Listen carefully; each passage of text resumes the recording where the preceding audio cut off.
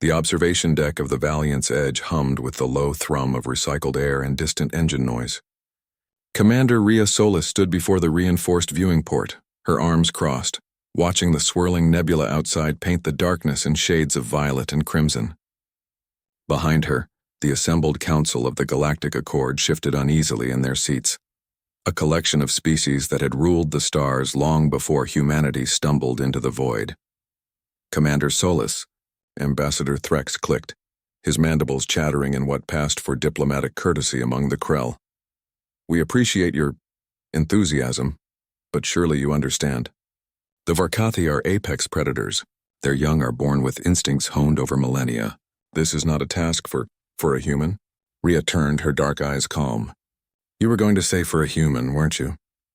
The ambassador's carapace darkened, a flush of embarrassment. Around the table, the other delegates avoided her gaze.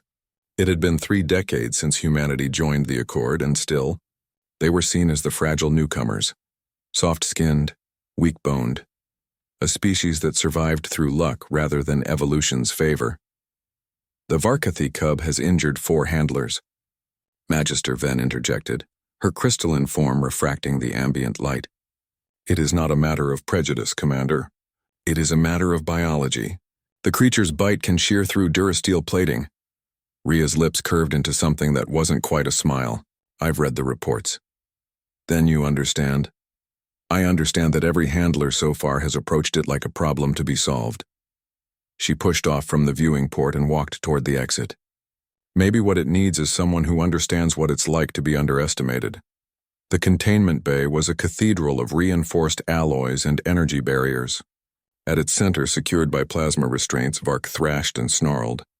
The Varkathi cub was the size of an earth grizzly, covered in midnight black scales that shimmered with bioluminescent patterns when agitated. Its 6 eyes, arranged in 2 rows across its elongated skull, tracked every movement in the room with predatory precision. When Rhea entered, those eyes locked onto her. The previous handlers had worn full exo-armor, servo-assisted suits that could wrestle a cargo lifter. Rhea wore standard military fatigues and a thin layer of tactical plating across her chest and forearms.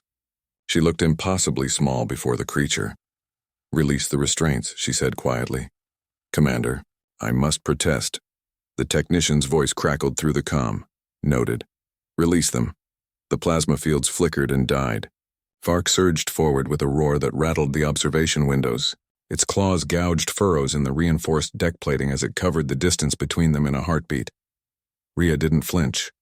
The cub's massive head snapped forward, jaws wide enough to engulf her entire torso. Its teeth, each one a serrated blade designed to rend and tear, closed around her left arm. The tactical plating screamed in protest, microfractures spiderwebbing across its surface. Warning alerts flashed across the observation deck displays. In the viewing gallery above, Ambassador Threx lurched to his feet. Someone stop this, but Rhea wasn't struggling. She wasn't screaming. She stood perfectly still, letting the cub's jaws work against her armor, letting it feel the resistance of human engineering, letting it exhaust the first furious rush of its aggression.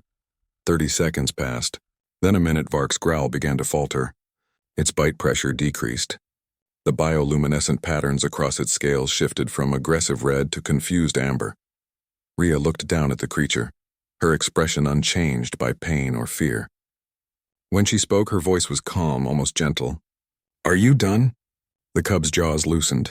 It stepped back, head cocked, 6 eyes studying this strange prey that wasn't prey. Rhea lowered herself slowly to one knee, bringing her face level with Vark's. Her left arm was a ruin of cracked plating and torn fabric, but she didn't favor it. Didn't acknowledge the damage. She simply met the cub's gaze with that same unwavering calm. I know what you're feeling, she said softly. Everything here is bigger than you, stronger than you.